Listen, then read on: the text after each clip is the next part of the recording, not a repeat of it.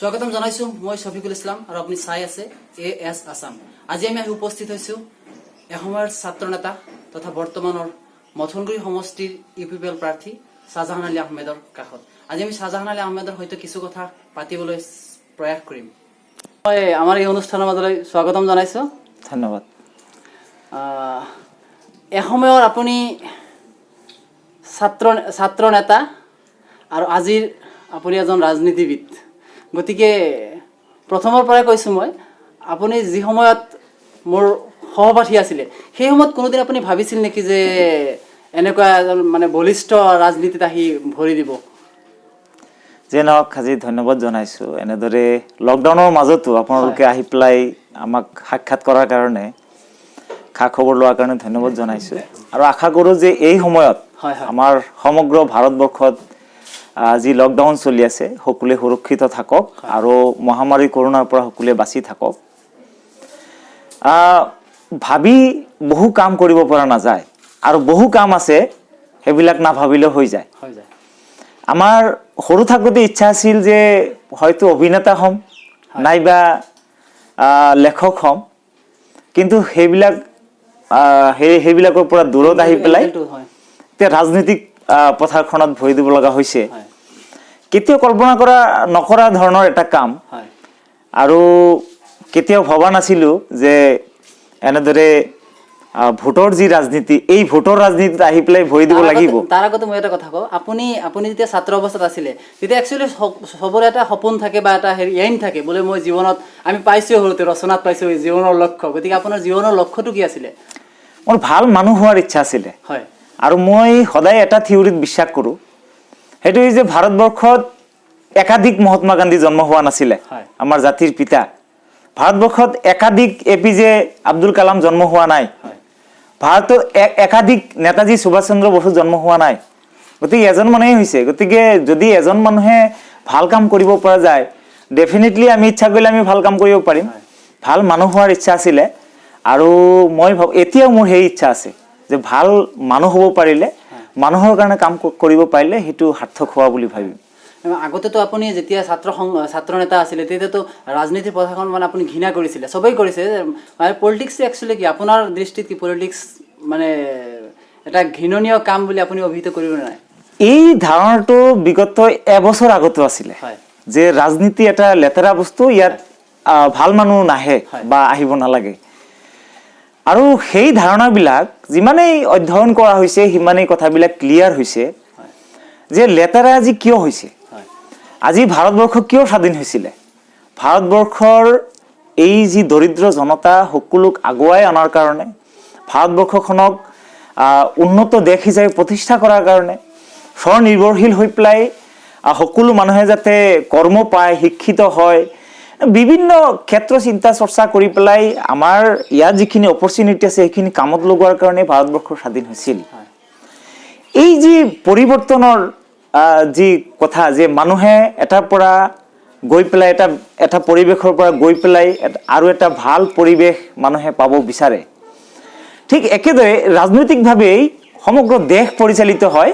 কিন্তু এই সময়ত দেখা যায় যে বহু ৰাজনৈতিক অযোগ্য নেতা যিসকলে গৈ পেলাই ৰাজনৈতিক পথাৰখনত দপদপায় আৰু যিসকলে দেশৰ সমাজৰ লগত বিশেষভাৱে জড়িত নহয়, ধনবলৰ জৰিয়তে বাহুবলৰ জৰিয়তে বিভিন্ন সময়ত ৰাজনৈতিক ক্ষমতা হস্তগত কৰে। এটা কথা আহে মানে ধনবল বাহুবল যাৰ আছে সেইজন মানুহে আপোনাৰ ৰাজনীতিত প্ৰতিষ্ঠিত হয়, কিন্তু সেই ক্ষেত্ৰত আপোনাৰ বিপৰীত ছবি। গতিকে আপুনি সেইকাৰণে এটা নতুন আৰম্ভণি যথেষ্ট হ'ব, ডেফিনেটলি প্ৰত্যাহ্বান আছে আৰু সেই প্ৰত্যাহ্বান নেওচি পেলাই আমি আগবাঢ়ি যাব পাৰিব লাগিব। আৰু সেইটোৱে হৈছে আমাৰ এই সময়ৰ আটাইতকৈ ডাঙৰ এটা চেলেঞ্জ। যি সময়ত যুৱ প্ৰজন্মই ৰাজনীতিৰ পথাৰখনক ঘৃণা কৰিবলৈ আৰম্ভ কৰিছে, সেই সময়ত আমি প্ৰত্যক্ষ ৰাজনীতিলৈ আমি পদাৰ্পণ কৰিছোঁ। এইটো আমাৰ কাৰণে এটা বৃহৎ চেলেঞ্জ এই কাৰণেই যে আমাৰ সতীৰ্থ বহুতেই আমাক ইয়াত অহাৰ কাৰণে বাধা প্ৰদান কৰিছিলে, বহুতেই, আৰু বহুতে এনকাৰেজো কৰিছে, নাই আমি পৰিৱৰ্তন নকৰিলে কোনে পৰিৱৰ্তন কৰিব। গতিকে আমি দায়িত্ব ল'ব লাগিব। আমি গালি সপনি এতিয়া খাই পেলাইও মানুহে যদি গালিও দিয়ে, গালি দিয়াৰ পিছতো কিন্তু আমি প্ৰতিষ্ঠা কৰিব লাগিব আৰু কৰিব পাৰিব লাগিব যে সংবিধানে আমাক যিবিলাক অধিকাৰ দিছে আৰু ভাৰতৰ সংবিধানে যেনেদৰে সমাজখনক আগুৱাই লৈ যাব মানে বিচাৰিছে সেইদৰে ৰাজনৈতিক যিসকল নেতা তেওঁলোকে আগুৱাই লৈ যোৱাৰ ক্ষেত্ৰত আগভাগ ল'ব লাগিব। নাই, মোৰ প্ৰশ্ন হৈছে শুনক, মোৰ প্ৰশ্ন হৈছে আপুনি যি ধৰণে ছাত্ৰ অৱস্থাৰ পৰা ৰাইজ মানে আৰ্তজনৰ কাষত থিয় হৈ বিভিন্ন ধৰণৰ সহায় সহযোগিতা কৰি আহিছে আগৰ পৰা, কিন্তু সেই অৱস্থাটো কৰিব পৰা গ'লহেঁতেন, কিন্তু আজিৰ তাৰিখত আপুনি পলিটিক্সত আহিছে, গতিকে পলিটিক্সত আহি কিয় কৰিব লগা হ'ল? কাৰণ মই এটা উদাহৰণ দিওঁ, আজি ধৰক যিসকল জব কাৰ্ড হোল্ডাৰ আছে, জব কাৰ্ড হোল্ডাৰসকলৰ গোটেই ভাৰতবৰ্ষৰ কাৰণে 2005 চনত যিটো আইন বনাইছে MGNREGA আইন 2005, তাৰ জৰিয়তে প্ৰতিগৰাকী জব কাৰ্ড হোল্ডাৰে কমপক্ষে 100 দিনৰ কৰ্মদিন তেওঁলোকে পাব লাগে, আৰু যদি নাপায় তেতিয়াহ'লে চৰকাৰে যদি কাম দিব নোৱাৰে তেওঁলোকক বেৰোজগাৰী ভাত্তা দিব লাগে। আজিৰ তাৰিখত ক'ত পাইছে? সমগ্ৰ BTCত আপোনালোকে চাওক, ক'ৰবাত পাইছে নেকি? পোৱা নাই। আজি ৰেচন কাৰ্ডৰ যিবিলাক হিতাধিকাৰী আছে তেওঁলোকে ঠিকমতে ৰেচন পাইছেনে? ক'তো পোৱা নাই, ঠিকমতে ক'তো পোৱা নাই। ক'ৰবাত নহয় কিবা খেলি মেলি আছে, হয়তো আপোনাৰ কম দিয়া হৈছে, যিখিনি দিব লাগে তাতকৈ কম দিয়া হৈছে। এনেকুৱা ধৰণৰ আপোনাৰ বিভিন্ন ক্ষেত্ৰত যিবিলাক মূলত দায়িত্ব ৰাজনীতিকবিদসকলৰ হাতত থাকে, পলিটিচিয়ানসকলৰ হাতত থাকে, সেইবিলাকক সুপৰিকল্পিত কোনো ব্যৱস্থা নথকাৰ কাৰণে তেওঁলোকে কাৰ্যত ৰূপায়ণ কৰিবলৈ ব্যৰ্থ হয়, আৰু সেইবিলাক দুষ্ট চক্ৰৰ হাতত পৰে, মধ্যভোগীৰ হাতত পৰে, আৰু প্ৰকৃত ভিক্টিমসকলে নাপায়গৈ। আৰু আপোনালোকে দেখা পাইছে যে বিগত সময়ত আমি বিভিন্ন RTI যেতিয়া সংগঠনত আছিলোঁ তেতিয়াও আমি দেখা পাইছোঁ, বিভিন্ন RTI হওক বা বিভিন্ন তথ্য যোগাৰ কৰি, যে ইভেন মাগি খোৱা এগৰাকী মহিলাৰ IOI ঘৰ, তেতিয়া IOI আছিলে, সেই ঘৰ স্বয়ং চেয়াৰমেনৰ ঘৰত উঠোৱাৰ প্ৰমাণো আমাৰ হাতত আছে। গতিকে এই যি মানে মানুহক শোষণ কৰা, ৰাজনৈতিকভাৱে কিছু দুষ্ট লোকে দায়িত্ব লৈ পেলাই তেওঁলোকে শোষণ কৰাৰ কাৰণে অপচেষ্টাবিলাক অব্যাহত ৰাখিছে আৰু কৃতকাৰ্যতা লাভ কৰিছে। ইতিমধ্যে কেগৰ প্ৰতিবেদনে সকলো কথা ফাদিল কৰিছে। গতিকে এইবিলাকৰ পৰা সমাজখনক মুক্ত কৰি পেলাই ৰাইজৰ স্বাৰ্থত যিখিনি ধন আমি কেন্দ্ৰীয় চৰকাৰৰ পৰা লাভ কৰি আছো সেইখিনি সুপৰিকল্পিতভাৱে ৰাইজৰ স্বাৰ্থত ব্যৱহাৰ কৰাৰ কাৰণে ভাল মানুহৰ প্ৰয়োজন আছে। মানে শাহজাহান আলী আহমেদক আগতে যেনেকুৱা মানুহে ভাল পাইছিল বা এটা সুনাম এটা অৰ্জন কৰিছিলে, শাহজাহান আলী বুলি কোৱা যুৱ প্ৰজন্মত এটা নাম আছিলে, গোটেই অসম জুৰিয়ে এটা নাম আছে, শাহজাহান আলী আহমেদ বুলি ক'লে চিনি পায় আৰু। গতিকে এই ৰাজনীতিত অহাৰ পিছত যদি আপোনাক বেয়া পোৱা হয় কিছু ক্ষেত্ৰত, তেতিয়া সেই ক্ষেত্ৰত আপুনি কি ক'ব?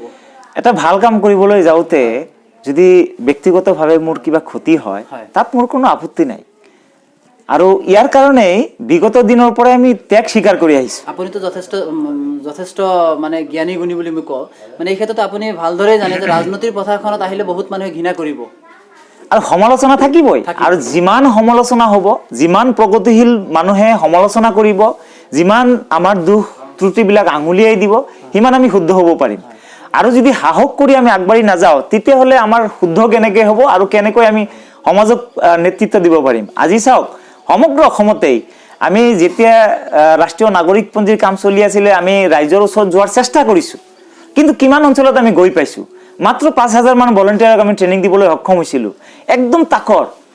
এইখিনি আমি ভলেণ্টিয়াৰ আমি যে তেওঁলোকক প্ৰশিক্ষণ দিব পাৰিছোঁ বিনামূলীয়াকৈ কাম কৰাৰ কাৰণে, আমাৰ হাতত যদি অপৰচুনিটি থাকিলহেঁতেন, দুৰ্ভাগ্যজনকভাৱে সমগ্ৰ অসমত এজন পলিটিচিয়ান আপোনালোকে দেখুৱাই দিব নোৱাৰে যিজন ব্যক্তিয়ে ৰাষ্ট্ৰীয় নাগৰিকপঞ্জী হওক বা চিটিজেনশ্বিপ ইছ্যুত নাগৰিকত্ব সমস্যা লৈ তেওঁলোকে হাতে কামে গৈ পেলাই ৰাইজক ডাইৰেক্টলি সহায় কৰিছে, তেনেকুৱা কিন্তু এজনো জনপ্ৰতিনিধি নাই। তাৰ কাৰণে আমাৰ এই কামবিলাক আগুৱাই লৈ যোৱাত অসুবিধা হৈছে। সমান্তৰালকৈ বিভিন্ন ভুল বুজাবুজিৰ পৰিৱেশবিলাক সৃষ্টি হৈছে। এইবিলাক একমাত্ৰ ৰাজনৈতিক অদূৰদৰ্শিতাৰ কাৰণে বিভিন্ন ভুল বুজাবুজিৰ সৃষ্টি হৈছে। তাৰ কাৰণে বিভিন্ন জাতি জনগোষ্ঠীৰ সমন্বয়থলী যিহেতু অসম, ইয়াত ভাতৃত্ববোধ আৰু সমন্বয়ৰ সমাজ যদি গঢ়িব লাগে তেতিয়াহ'লে ডেফিনেটলি যিসকল মানুহে নিজৰ কাৰণে সদায় চিন্তা নকৰে তেওঁলোকে নেতৃত্ব লোৱাৰ প্ৰয়োজন আছে। আৰু ৰাজনৈতিক সিদ্ধান্ত আচলতে মোৰ নিজস্ব সিদ্ধান্ত নহয়, সেই কথাটো মই আগতেই ক'ব লাগিছিলে। এই সিদ্ধান্তটো মই নিজে লোৱা সিদ্ধান্ত নহয়, এটা ঐক্যবদ্ধ এক সংগ্ৰামৰ পিছত লোৱা এটা সিদ্ধান্ত। অৰ্থাৎ এই বিগত সময়ত আপোনালোকে চাব, এই মথনগুৰি সমষ্টিতে আপোনালোকে চাব, বিগত 15 বছৰ আপোনালোকে হিষ্টৰী খুলি চাওক, গোটেই RTI ফাইলবিলাক ওলাই আপোনাৰ RTI মাৰি গোটেই ফাইলবিলাক চাওক, সীমাহীন দুৰ্নীতি হৈছে, কোনো এটা অঞ্চলৰ উন্নতি হোৱা নাই। গতিকে সেইবিলাকৰ পৰাও পৰিত্ৰাণ পাব বিচাৰে, নাগৰিকত্ব সমস্যাৰ পৰাও পৰিত্ৰাণ পাব বিচাৰে মানুহে। গতিকে বিভিন্ন সমস্যা সমাধান কৰাৰ কাৰণে বিশ্বাসযোগ্য এজন মানুহৰ প্ৰয়োজন আছে আৰু তাৰ কাৰণেই যিসকল মানুহে আমাক ভাল পায় তেওঁলোকে আমাক পৰামৰ্শ দিছে আৰু ৰাজহুৱাভাৱে বহুতেই পৰামৰ্শ দিছে ৰাজনীতি পথাৰলৈ আহিব লাগে যি যাত্ৰাত আপুনি উপনীত হৈছে এই যাত্ৰাত যে আপুনি সফল হ'ব মানে আপুনি ৰাতি শুইও চাগে ভাবে কিবা হয় কি এনেকুৱা এটা মানে কেতিয়াবা ধুধুৰমত এটা ভাব আপোনাৰ মনত আহে নেকি বোলে কিবা হয় যি মানে এটা আচল কথাটো ক'বলৈ গ'লে মই আগতকৈ বহুত আৰামত আছো যেতিয়া ছ'চিয়েল এক্টিভিষ্ট হিচাপে সেই নগাঁৱত যাব লগা হৈছে সেই ওদালগুৰিত যাব লগা হৈছে কামৰূপত যাব লগা হৈছে কোকৰাঝাৰ যাব লগা হৈছে গোৱালপাৰা যাব লগা হৈছে বা বৰাকবিলিৰ পৰা তাৰ পৰা ফোন আহিছে সেই সময়ত যিমান প্ৰেছাৰ আছিলে দিনত 180+ কল ৰিচিভ কৰিব লগা হৈছে তাৰ পিছত লোকেল মানুহখিনিৰ লগত কথা পাতিবলৈ তাতকে বহুত এতিয়া মানে অলপ মানে চিন্তা আগতকৈ অলপ কমা যেনহে মোৰ অনুভৱ হৈছে আৰু দুশ্চিন্তাটো নাইয়ে আৰু এইকাৰণে নাই যে হেৰুৱাবলৈ আমাৰ তেনেকুৱা বিশেষ নাই যে আমি হেৰুৱাম আমি যি পাই আছো সকলো নতুনকৈ পাই আছো আৰু আটাইতকৈ ভাল লগা মোৰ এইটোৱে যে ইণ্টাৰ কমিউনিটি ৰিলেশ্যনশ্বিপৰ যিটো কথা আৰু যিটোৰ কাৰণে আমি বিগত সময়ত চেষ্টা কৰি আহিছোঁ যে বিভিন্ন জাতি জনগোষ্ঠীৰ মাজত কেনেকৈ ভাতৃত্ববোধ আৰু সমন্বয় বৃদ্ধি কৰিব পৰা যায় সেই যি সংগ্ৰাম সেই সংগ্ৰামত আমি বহুত আগুৱাই যোৱা যেন এটা অনুভৱ হৈ আছে এইকাৰণেই যেতিয়া আমি বড়ো অঞ্চলবিলাকত যাওঁ যেতিয়া আমি ৰাজবংশী অঞ্চলত যাওঁ যেতিয়া আমি বঙালী হিন্দু অঞ্চলত যাওঁ তাৰপিছত যেতিয়া আমাৰ ধৰ্মীয় সংখ্যালঘু অঞ্চলত যাওঁ বা আমি নেপালী অঞ্চলত যাওঁ বা আদিবাসী অঞ্চলত যাওঁ আমাৰ কতো এনেকুৱা অনুভৱ নহয় যে তেওঁলোক আমাৰ পৰ সকলো আমাৰ আপোন সকলোৱে আমাক আদৰি লৈছে তাৰ কাৰণেই যথেষ্ট শান্তিপূৰ্ণভাৱে সময়খিনি পাৰ হৈ আছে আৰু কোনো ধৰণৰ দুশ্চিন্তা মোৰ এতিয়া নাই আৰু কোনো ধুদুৰ মুদুৰ নাই 100% জিকিম এইটো নিশ্চিত আৰু ৰেকৰ্ড কৰিম এইটো নিৰ্বাচন যিদিনাখন আমি হেৰি দিছিলোঁ সিদিনাখনেই কৈছে যে আমি ৰেকৰ্ড কৰিম আৰু সেইটো ইতিমধ্যে ৰাইজে আমাক যিখিনি ফিডবেক দি আছে অৱশ্যে এই সময়ত কৰোনা ভাইৰাছ চলি আছে এই সময়ত আমি ৰাজনীতি কথাবিলাক আমি কোৱা নাই আমি পাতা নাই কিন্তু ইয়াৰ আগৰ যিখিনি ৰিপৰ্ট আমাৰ আছে সেইখিনিৰ পৰা আমি ক'ব পাৰোঁ যে আমাৰ যথেষ্টখিনি পজিটিভ হৈ আছে আপুনি যিকক আমাৰ ফালৰ পৰা আপোনাৰ শুভেচ্ছা থাকে